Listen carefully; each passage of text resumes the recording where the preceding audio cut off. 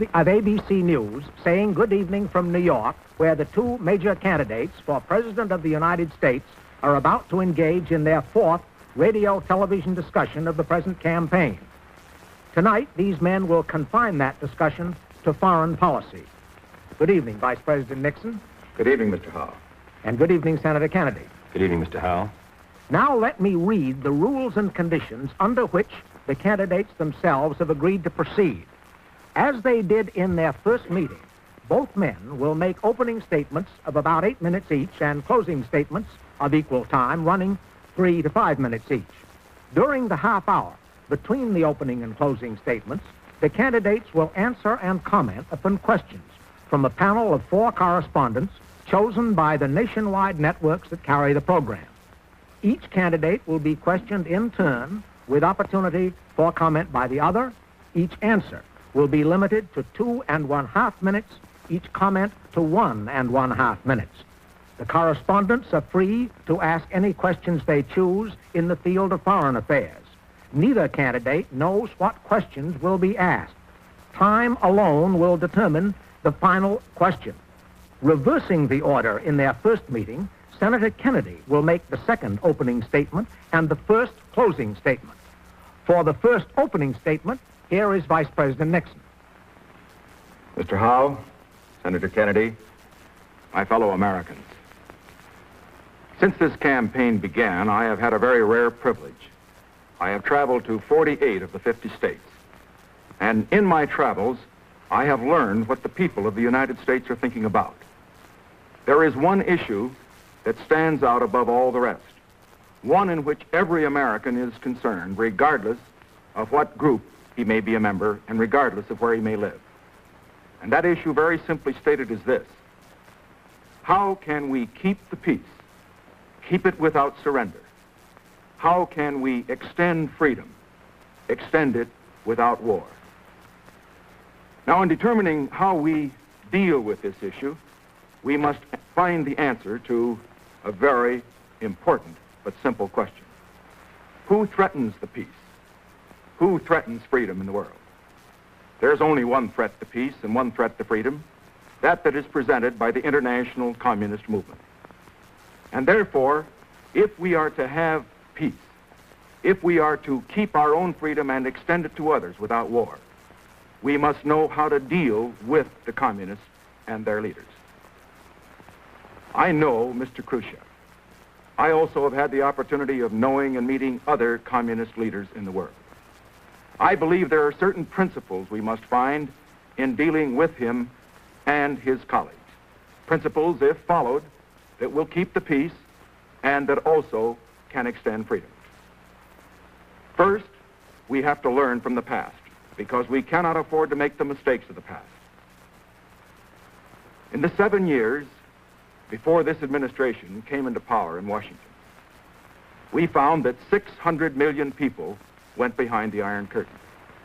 And at the end of that 7 years, we were engaged in a war in Korea, which cost over 30,000 American lives. In the past 7 years, in President Eisenhower's administration, this situation has been reversed. We ended the Korean War. By strong, firm leadership, we have kept out of other wars, and we have avoided surrender of principle or territory at the conference table. Now, why were we successful as our predecessors were not successful? I think there are several reasons. In the first place, they made a fatal error in misjudging the communists, in trying to apply to them the same rules of conduct that you would apply to the leaders of the free world. One of the major errors they made was the one that led to the Korean War. In ruling out the defense of Korea, they invited aggression in that area. They thought they were going to have peace. It brought war. We learned from their mistakes. And so in our 7 years, we find that we have been firm in our diplomacy. We have never made concessions without getting concessions in return. We have always been willing to go the extra mile to negotiate for disarmament or in any other area. But we have never been willing to do anything that, in effect, surrendered freedom any place in the world. That is why President Eisenhower was correct in not apologizing or expressing regrets to Mr. Khrushchev at the Paris conference, as Senator Kennedy suggested he could have done.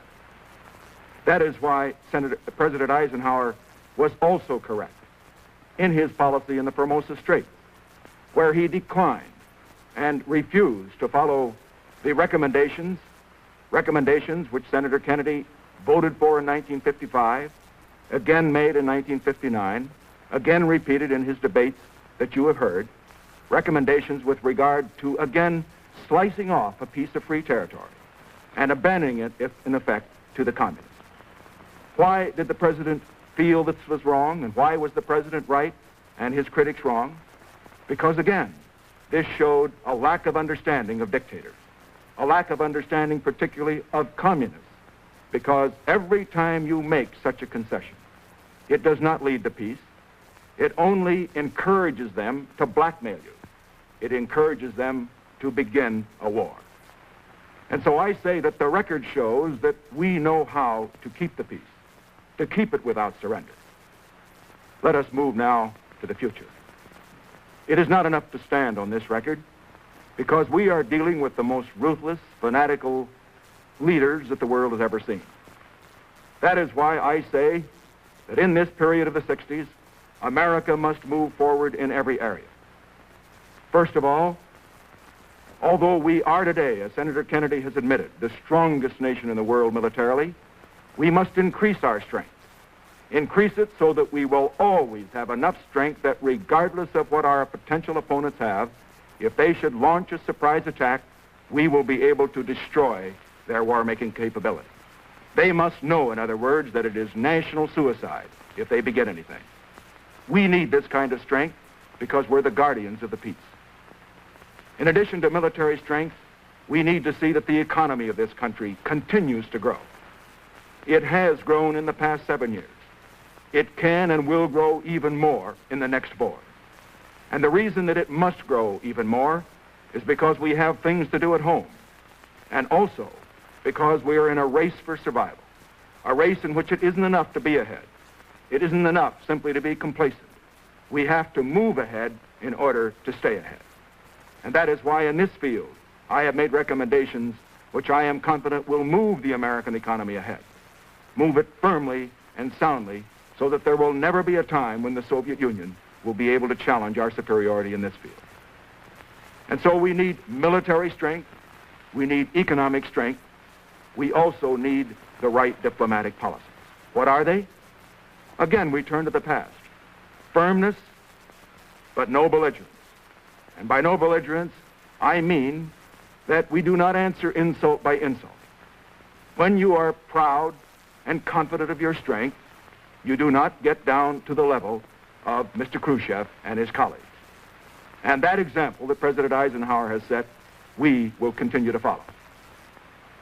But all this, by itself, is not enough. It is not enough for us simply to be the strongest nation militarily, the strongest economically, and also to have firm diplomacy. We must have a great goal, and that is not just to keep freedom for ourselves, but to extend it to all the world. To extend it to all the world because that is America's destiny. To extend it to all the world because the communist aim is not to hold their own, but to extend communism. And you cannot fight a victory for communism or a strategy of victory for communism with a strategy simply of holding the line. And so I say that we believe that our policies of military strength, of economic strength, of diplomatic firmness, first will keep the peace and keep it without surrender.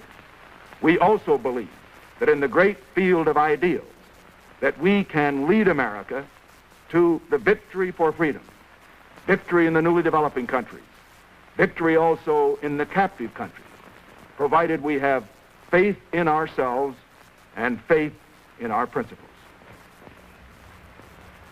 Now the opening statement of Senator Kennedy. Mr. Howe, Mr. Vice President. First, let me again try to correct the record on the matter of Quemoy and Matsu. I voted for the Formosa Resolution in 1955. I have sustained it since then. I've said that I agree with the administration policy. Mr. Nixon earlier indicated that he would defend Quemoy and Matsu. even if the attack on these islands 2 miles off the coast of China were not part of a general attack on Formosa and the Pescadores. I indicated that I would defend those islands if the attack were directed against Pescadores and Formosa, which is part of the Eisenhower policy. I've supported that policy. In the last week, as a member of the Senate Foreign Relations Committee, I reread the testimony of General Twining, representing the administration in 1959, and the Assistant Secretary of State before the Foreign Relations Committee in 1958, and I have accurately described the administration policy, and I support it wholeheartedly. So that really isn't an issue in this campaign. It isn't an issue with Mr. Nixon, who now says that he also supports the Eisenhower policy. Nor is the question that all Americans want peace and security an issue in this campaign. The question is, are we moving in the direction of peace and security? Is our relative strength growing? Is, as Mr. Nixon says, our prestige at an all-time high, as he said a week ago, and that of the communists at an all-time low? I don't believe it is. I don't believe that our relative strength is increasing. And I say that not as the Democratic standard bearer, but as a citizen of the United States who is concerned about the United States. I look at Cuba, 90 miles off the coast of the United States. In 1957, I was in Havana. I talked to the American ambassador there. He said that he was the second most powerful man in Cuba. And yet, even though Ambassador Smith and Ambassador Gardner, both Republican ambassadors, both warned of Castro, the Marxist influences around Castro, the communist influences around Castro, both of them have testified in the last 6 weeks that in spite of their warnings to the American government, nothing was done.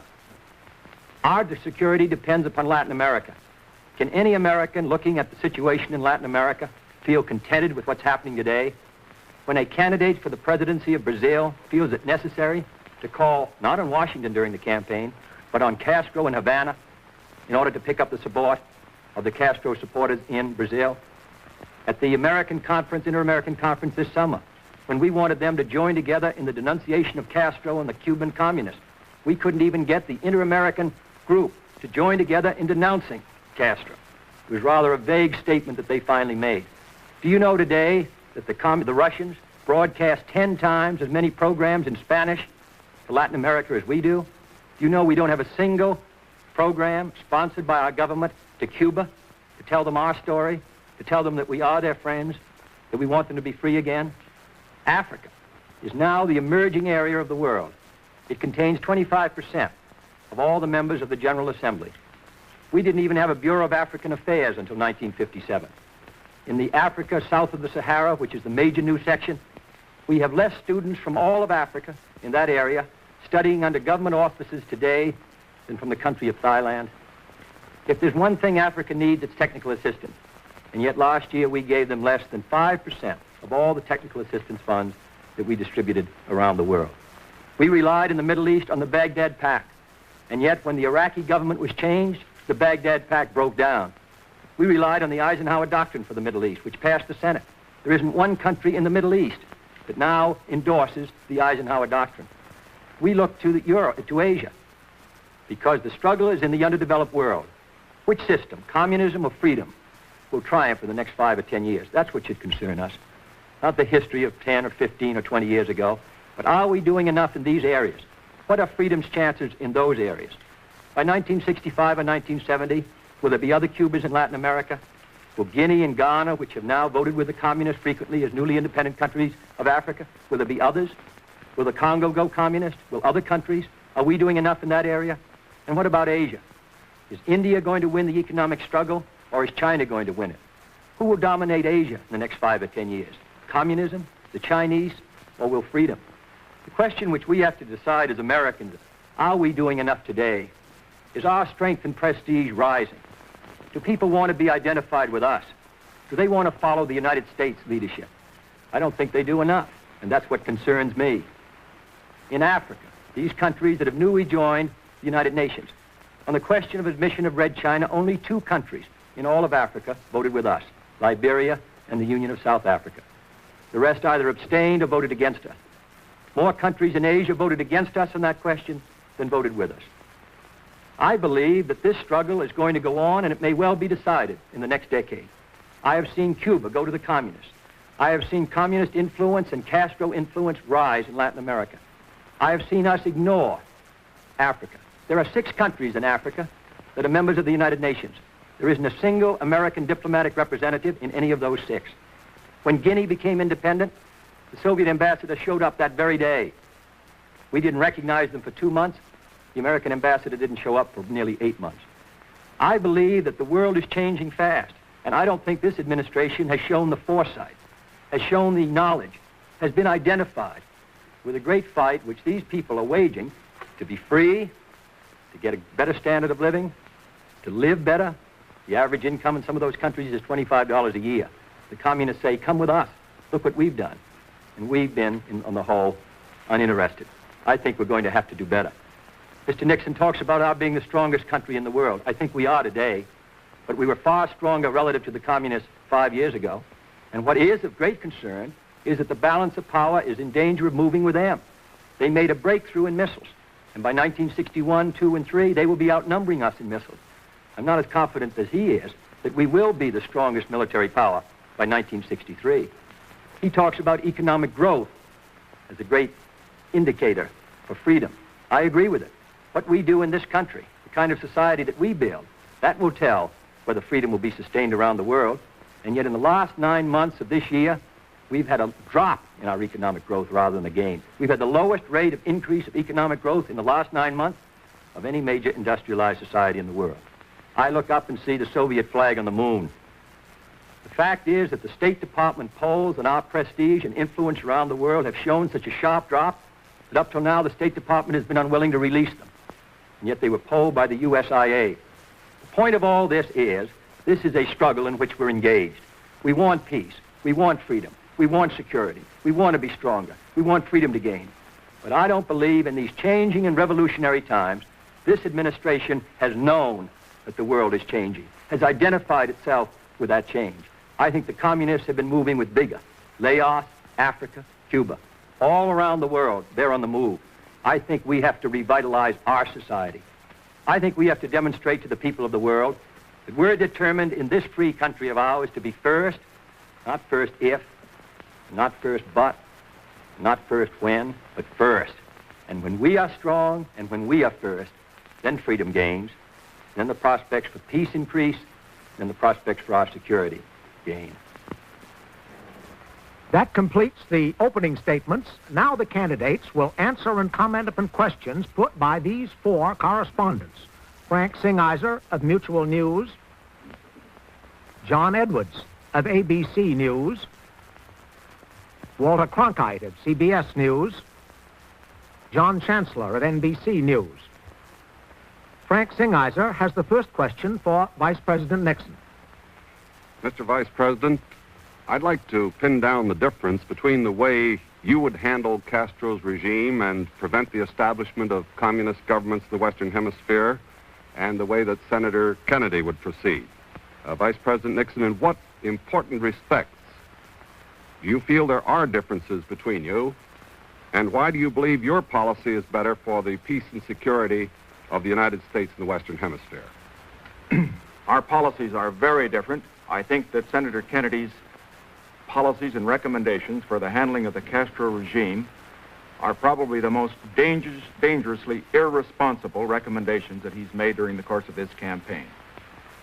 In effect, what Senator Kennedy recommends is that the United States government should give help to the exiles and to those within Cuba who oppose the Castro regime, provided they are anti-Batista. Now let's just see what this means. We have 5 treaties with Latin America, including the one setting up the Organization of American States in Bogota in 1948, in which we've agreed not to intervene in the internal affairs of any other American country, and they as well have agreed to do likewise. The Charter of the United Nations, its preamble, Article 1 and Article 2, also provide that there shall be no intervention by one nation in the internal affairs of another. Now, I don't know what Senator Kennedy suggests when he says that we should help those who oppose the Castro regime, both in Cuba and without. But I do know this, that if we were to follow that recommendation, that we would lose all of our friends in Latin America, we would probably be condemned in the United Nations, and we would not accomplish our objective. I know something else. It would be an open invitation for Mr. Khrushchev to come into Latin America, and to engage us in what would be a civil war, and possibly even worse than that. This is the major recommendation that he's made. Now, what can we do? Well, we can do what we did with Guatemala. There was a communist dictator that we inherited from the previous administration. We quarantined Mr. Arbenz. The result was that the Guatemalan people themselves eventually rose up and they threw him out. We are quarantining Mr. Castro today. We are quarantining him diplomatically by bringing back our ambassador, economically by cutting off trade, and Senator Kennedy's suggestion that the trade that we cut off is not significant is just 100% wrong. We are cutting off the significant items that the Cuban regime needs in order to survive. By cutting off trade, by cutting off our diplomatic relations as we have, we will quarantine this regime so that the people of Cuba themselves will take care of Mr. Castro. But for us to do what Senator Kennedy has suggested would bring results which I know he would not want, and certainly which the American people would not want. Mr. Nixon shows himself misinformed. He surely must be aware that most of the equipment and arms and resources for Castro came from the United States, flowed out of Florida and other parts of the United States to Castro in the mountains. There isn't any doubt about that, number one.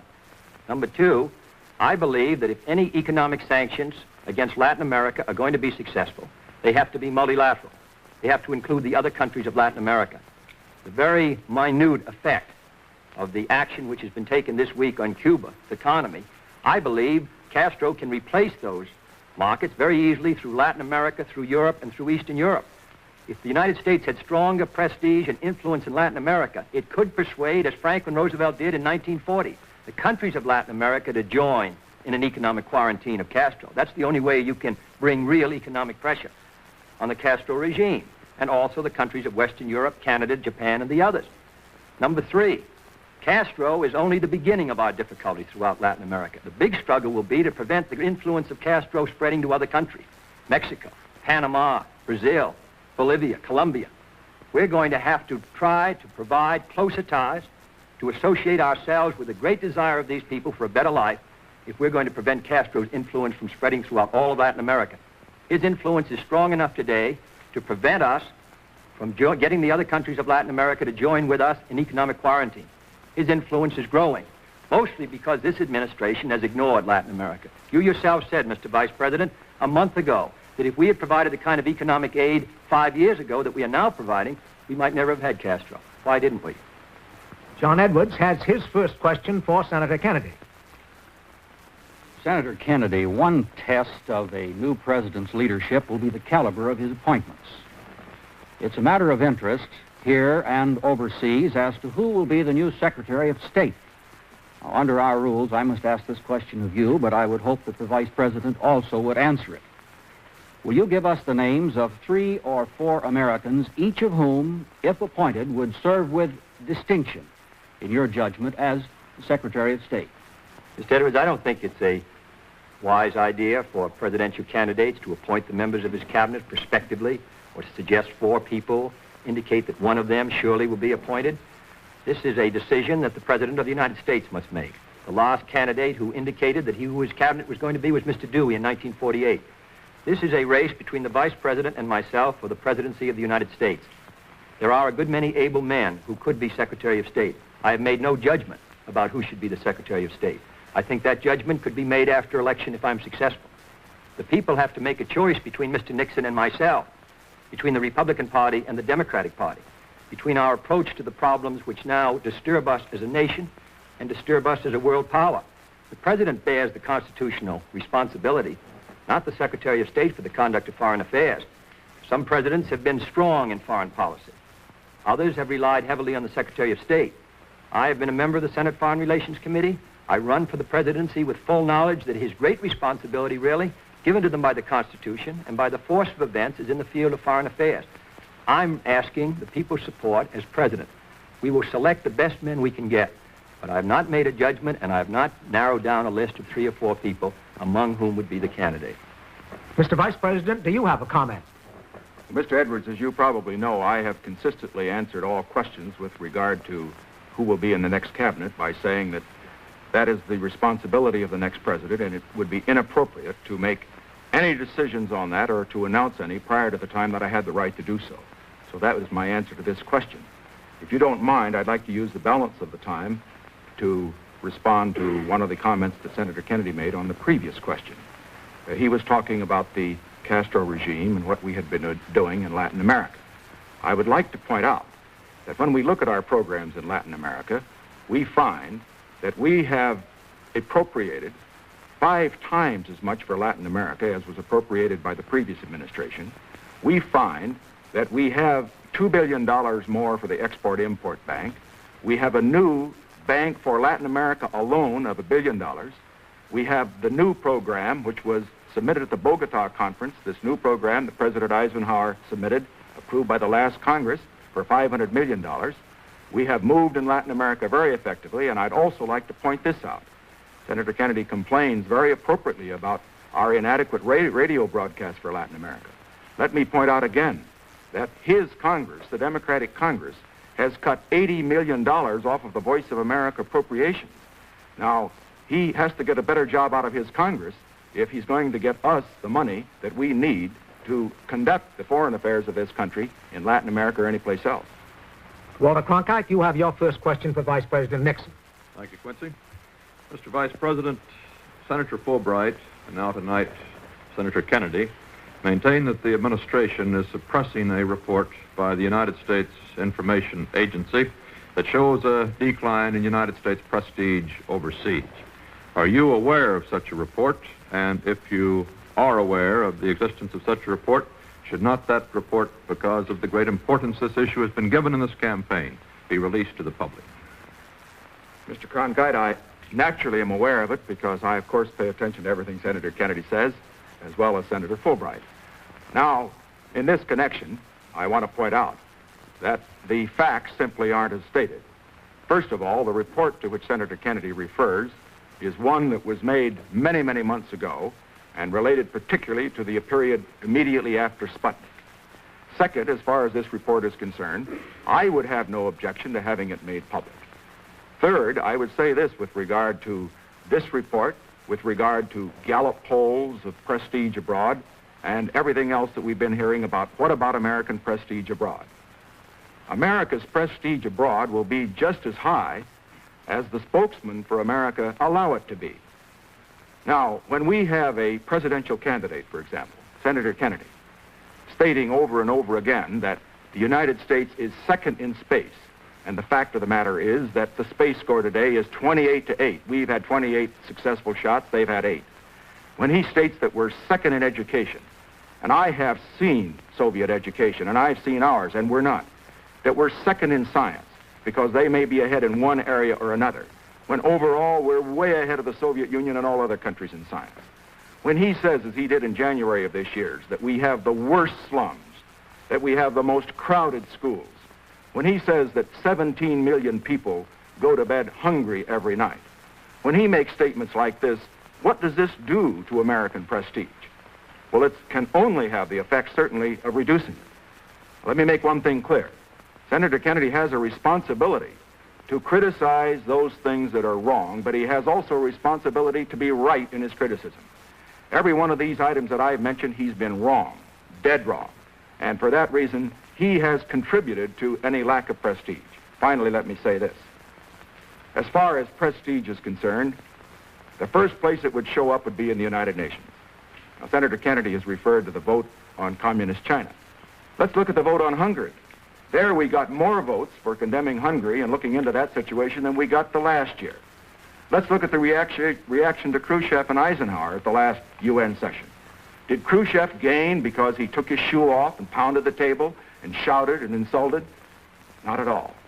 The president gained, America gained, by continuing the dignity, the decency that has characterized us, and it's that that keeps the prestige of America up, not running down America the way Senator Kennedy's been running her down.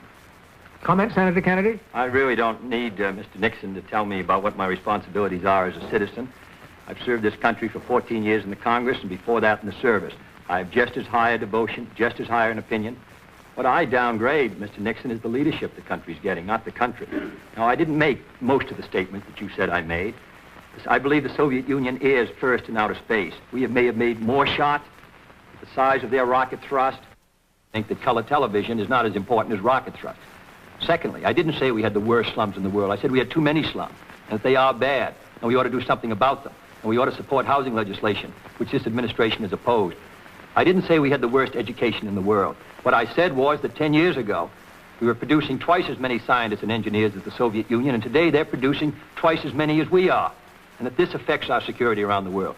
And fourth, I believe that the polls and other studies and votes in the United Nations and anyone reading the paper and any citizen of the United States must come to the conclusion that the United States no longer carries the same image of a vital society on the move with its brightest days ahead as it carried a decade or 2 decades ago.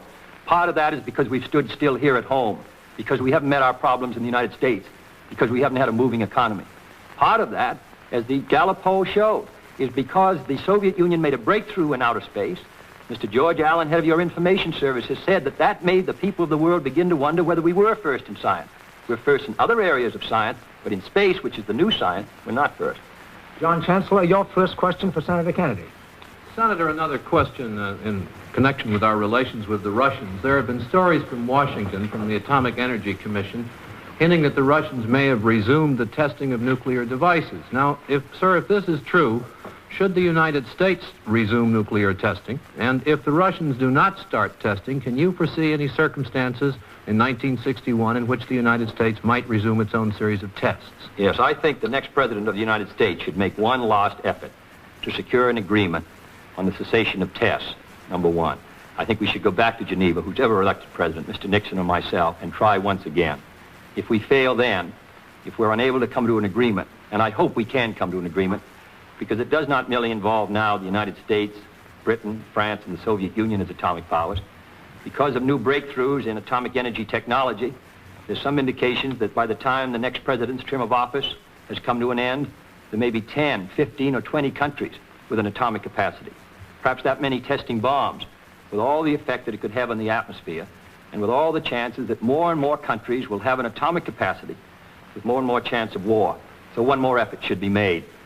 I don't think that even if that effort fails, that it will be necessary to carry on tests in the atmosphere which pollute the atmosphere. They can be carried out underground, they can be carried on in outer space. But I believe the effort should be made once more by who's ever elected president of the United States. If we fail, it's been a great, serious failure for everyone, for the human race. I hope we can succeed. But then if we fail, responsibility will be clearly on the Russians, and then we'll have to meet our responsibilities to the security of the United States. And there may have to be testing underground. I think the Atomic Energy Committee is prepared for it. There may be testing in outer space. I hope it will not be necessary for any power to resume testing in the atmosphere. It's possible to detect those kind of tests. The kind of tests which you can't detect are underground or perhaps in outer space. So that I'm hopeful we can try once more. If we fail, then we must meet our responsibilities to ourselves. But I'm most concerned about the whole problem of the spread of atomic weapons. China may have it by 1963. Egypt. War has been the constant companion of mankind. So to have these weapons disseminated around the world, I believe means that we're going to move through a period of hazard in the next few years. We ought to make one last effort. Any comment, Mr. Vice President? Yes, I would say, first of all, that we must have in mind the fact that we have been negotiating to get tests inspected and to get an agreement for many, many months. As a matter of fact, there's been a moratorium on testing as a result of the fact that we have been negotiating. I've reached the conclusion that the Soviet Union is actually filibustering. I've reached the conclusion, too, based on the reports that have been made, that they may be cheating. I don't think we can wait until the next president is inaugurated and then selects a new team, and then all the months of negotiating that will take place before we reach a decision. I think that immediately after this election, we should set a timetable, the next president, working with the President Eisenhower, a timetable to break the Soviet filibuster. There should be no tests in the atmosphere. That rules out any fallout. But as far as underground tests are concerned, and particularly underground tests for developing peaceful uses of atomic energy, we should not allow this Soviet filibuster to continue. I think it's time for them to fish or cut bait. I think that the next president, immediately after his election, should sit down with the president, work out a timetable, and get a decision on this before January of next year. Our second round of questions begins with one from Mr. Edwards for the Vice President. Mr. Nixon, carrying forward this business about a timetable, as you know, the pressures are increasing for a summit conference.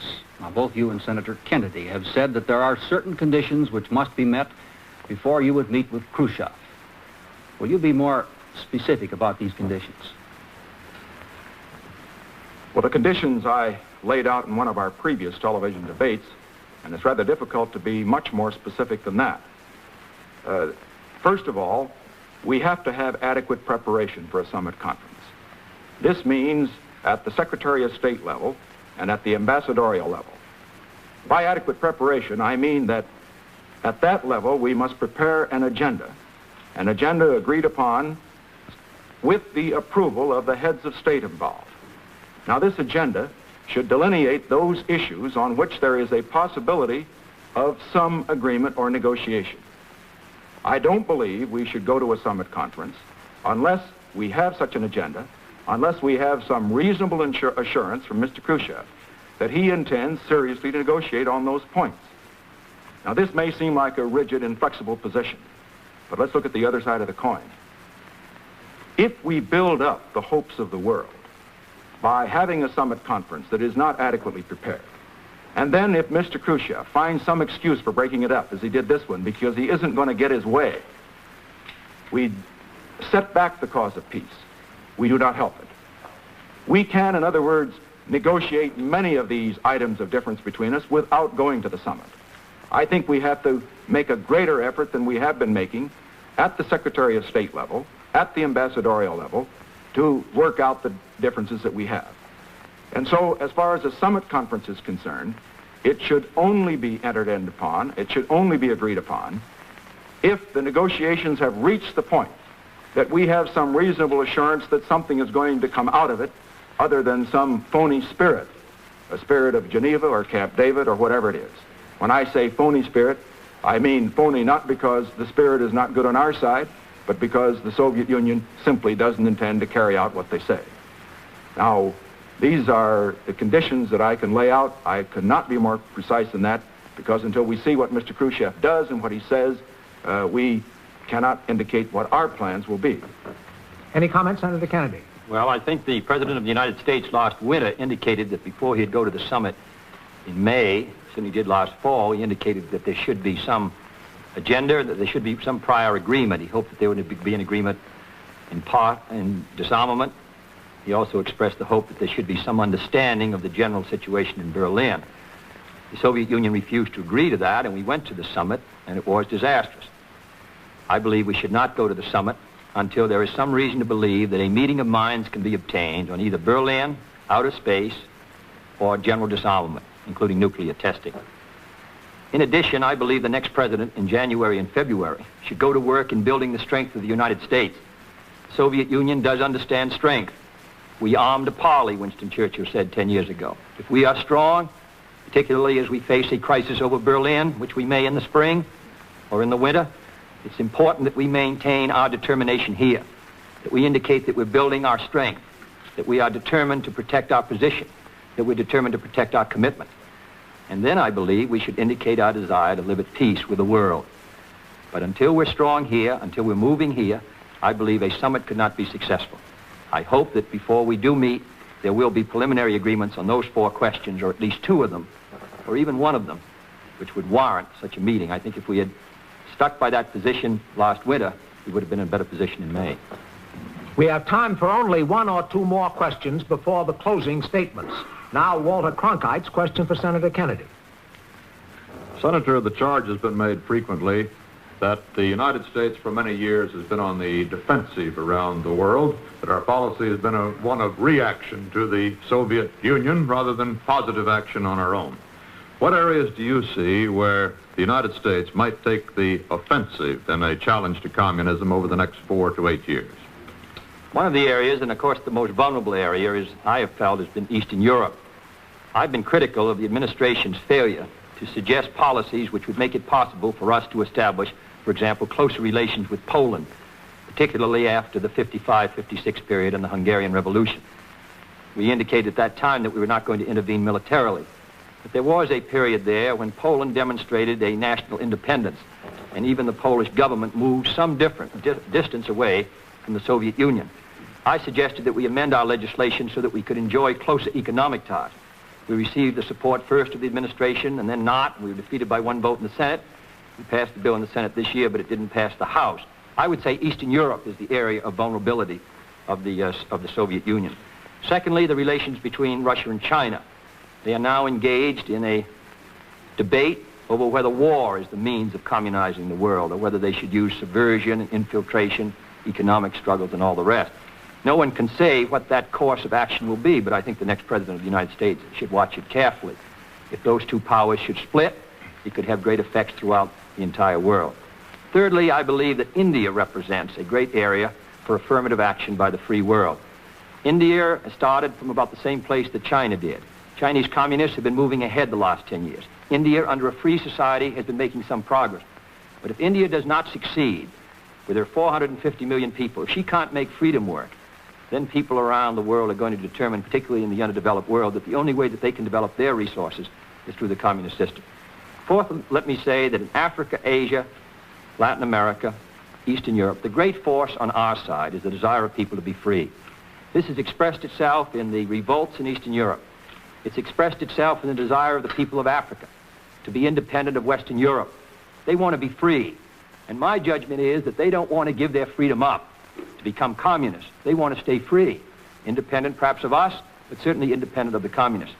And I believe if we identify ourselves with that force, if we identify ourselves with it as Lincoln, as Wilson did, as Franklin Roosevelt did, if we become known as the friend of freedom, sustaining freedom, helping these people in the fight against poverty and ignorance and disease, helping them build their lives, I believe in Latin America, Africa, and Asia, eventually in the Eastern Europe and the Middle East, certainly in Western Europe, we can strengthen freedom. We can make it move. We can put the communists on the defensive. Your comment, Mr. Vice President? First, with regard to Poland, when I talked to Mr. Gomulka, the present leader of Poland, for 6 hours in Warsaw last year, I learned something about their problems, and particularly his. Right under the Soviet gun, with Soviet troops there, he is in a very difficult position in taking anything independent, a position which would be independent of the Soviet Union. And yet, let's just see what we've done for Poland.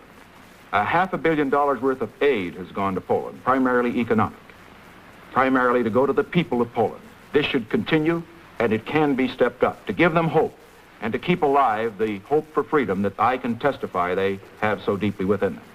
In addition, we can have more exchange with Poland or with any other of the Iron Curtain countries which show some desire to take a different path than the path that has been taken by the ones that are complete satellites of the Soviet Union. Now, as far as the balance of the world is concerned, I, of course, don't have as much time as Senator Kennedy had. I would just like to add with one point.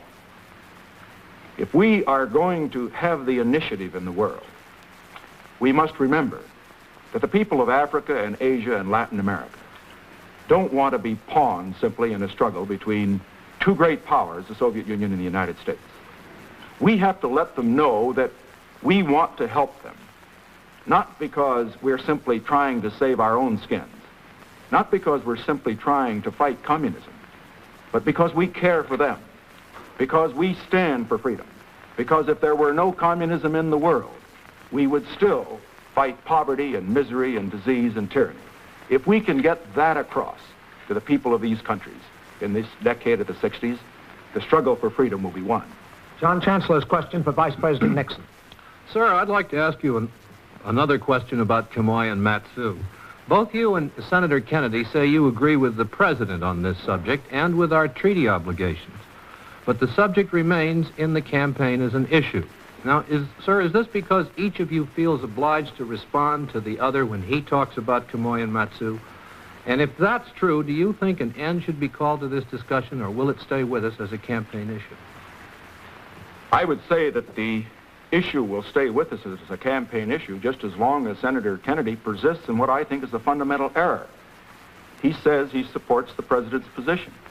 He says that he voted for the resolution. Well, just let me point this out. He voted for the resolution in 1955, which gave the president the power to use the forces of the United States to defend Formosa and the offshore islands. But he also voted then for an amendment, which was lost, fortunately, an amendment which would have drawn a line and left out those islands and denied the right to the president to defend those islands if he thought that it was an attack on Formosa. He repeated that error in 1959 in a speech that he made. He repeated it again in a television debate that we had. Now, my point is this. Senator Kennedy has got to be consistent here. Either he's for the president and he's against the position that those who oppose the president in 55 and 59 and the senator's position itself stated the other day in our debate, either he is for the president and against that position, or we simply have a disagreement here that must continue to be debated. Now, if the senator in his answer to this question will say, I now will depart or retract my previous views. I think I was wrong in 1955. I think I was wrong in 1959. And I think I was wrong in our television debate to say that we should draw a line leaving out Quemoy and Mat-Su. Draw a line, in effect, abandoning these islands to the communists. Then this will be right out of the campaign because there will be no issue between us. I support the president's position. I have always opposed drawing a line. I have opposed drawing a line because I know that the moment you draw a line, that is an encouragement for the communists to attack, to step up their blackmail and to force you into the war that none of us want. And so I would hope that Senator Kennedy in his answer today would clear it up. It isn't enough for him to say, I support the president's position, that I voted for the resolution. Of course he voted for the resolution. It was virtually unanimous. But the point is, what about his error in voting for the amendment, which was not adopted, and then persisting in it in 59, persisting in it into the debate? It's very simple for him to clear it up. He can say now that he no longer believes that a line should be drawn, leaving these islands out of the perimeter of defense. If he says that, this issue will not be discussed in the campaign. Senator Kennedy, your comment? Well, Mr. Nixon, to go back to 1955, the resolution commits the president in the United States, which I supported, to defend Formosa, the Pescadores, and if it was his military judgment, these islands.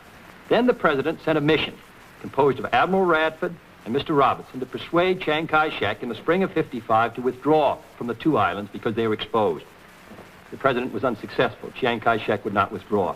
I referred to the fact that in 1958, as a member of the Senate Foreign Relations Committee, I'm very familiar with the position that the United States took in negotiating with the Chinese communists on these two islands. General Twining in January 59 described the position of the United States. The position of the United States has been that this build-up, in the words of the president, has been foolish. Mr. Herter has said these islands are indefensible. Chiang Kai-shek will not withdraw.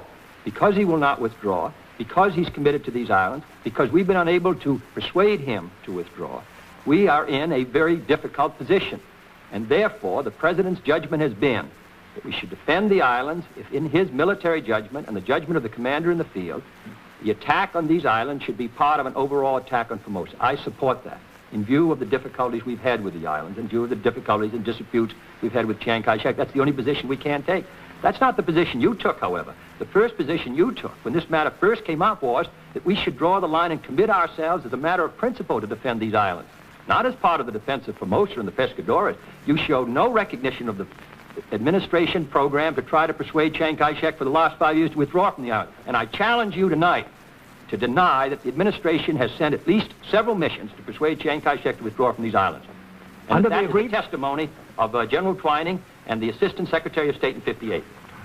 Under the agreed rules, gentlemen, we've exhausted the time for questions. Each candidate will now have 4 minutes and 30 seconds for his closing statement. Senator Kennedy will make the first closing statement. I said that I've served this country for 14 years. I served it in the war. I'm devoted to it. If I lose this election, I will continue in the Senate to try to build a stronger country. But I run because I believe this year the United States has a great opportunity to make a move forward, to make a determination here at home and around the world that it's going to reestablish itself as a vigorous society. My judgment is that the Republican Party has stood still here in the United States, and it's also stood still around the world. We're using about 50% of our steel capacity today. We had a recession in 58. We had a recession in 54. We're not moving ahead in education the way we should. We didn't make a judgment in 57 and 56 and 55 and 54 that outer space would be important. If we stand still here, if we appoint people to ambassadorships and positions in Washington who have a status quo outlook, who don't recognize that this is a revolutionary time, then the United States does not maintain its influence. And if we fail, the cause of freedom fails.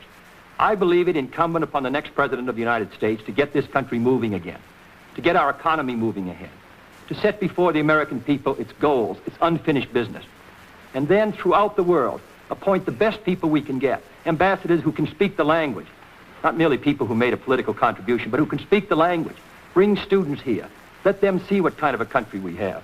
Mr. Nixon said that we should not regard them as pawns in the Cold War. We should identify ourselves with them. If that were true, why didn't we identify ourselves with the people of Africa? Why didn't we bring students over here? Why did we suddenly offer Congo 300 students last June when they had the tremendous revolt?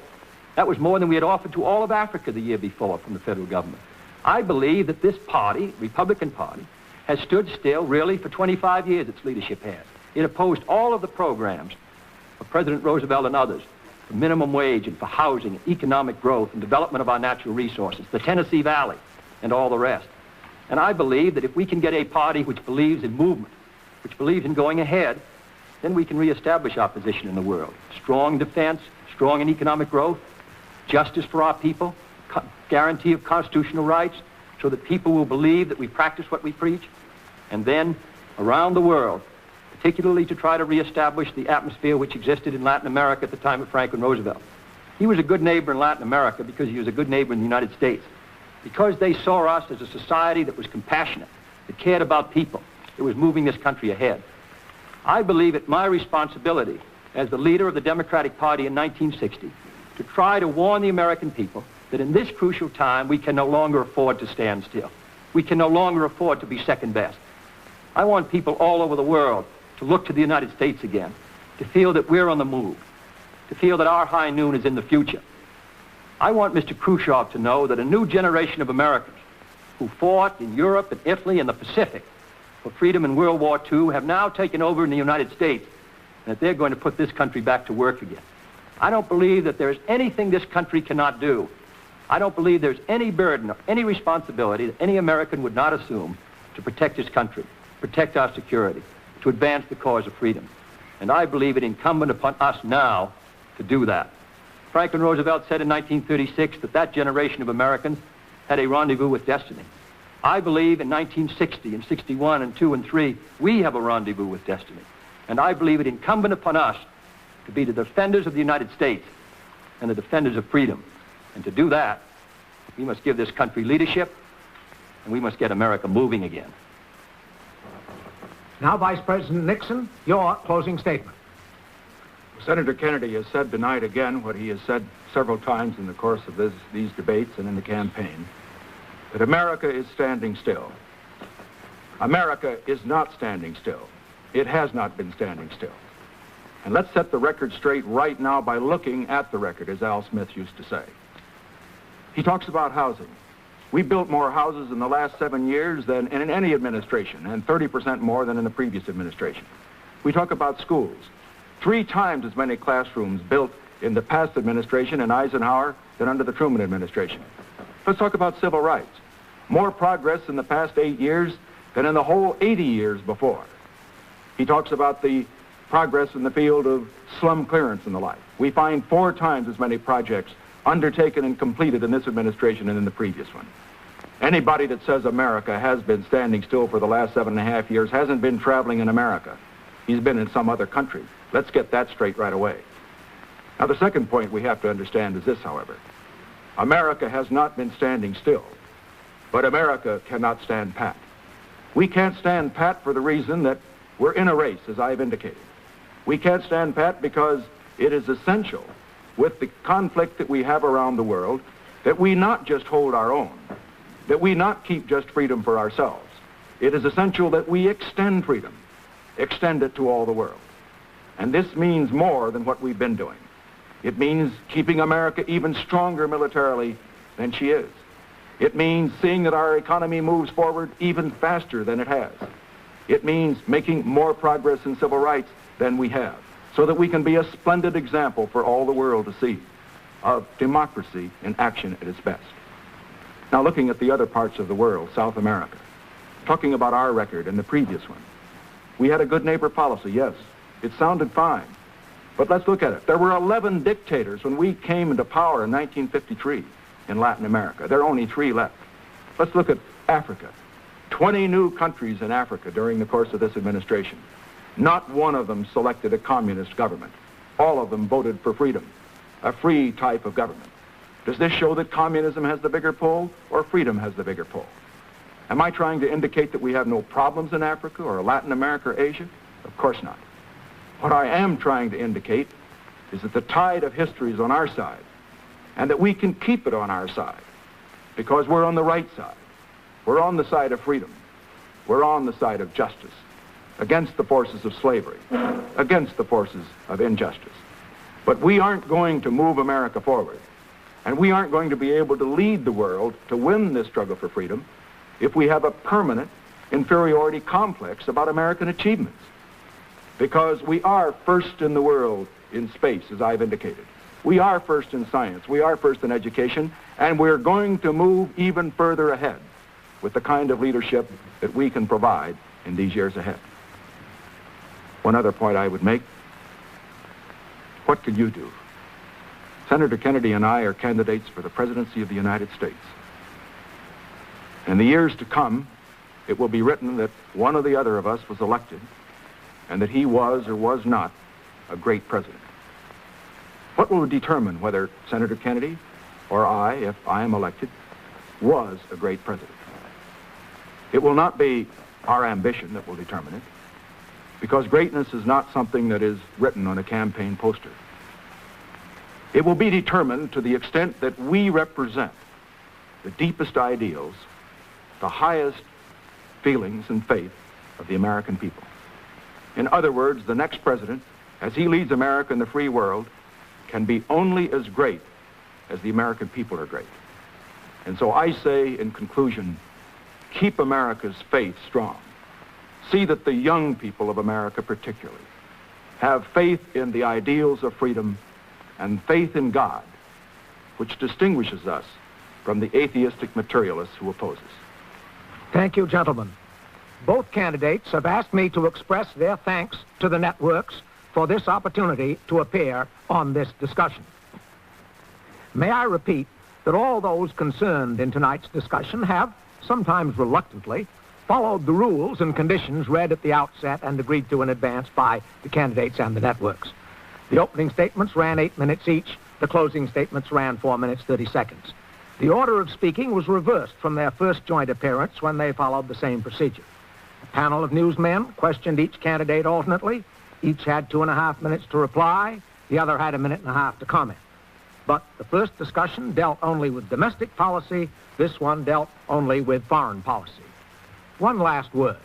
As members of a new political generation, Vice President Nixon and Senator Kennedy have used new means of communication to pioneer a new type of political debate. The character and courage with which these two men have spoken sets a high standard for generations to come. Surely they have set a new precedent.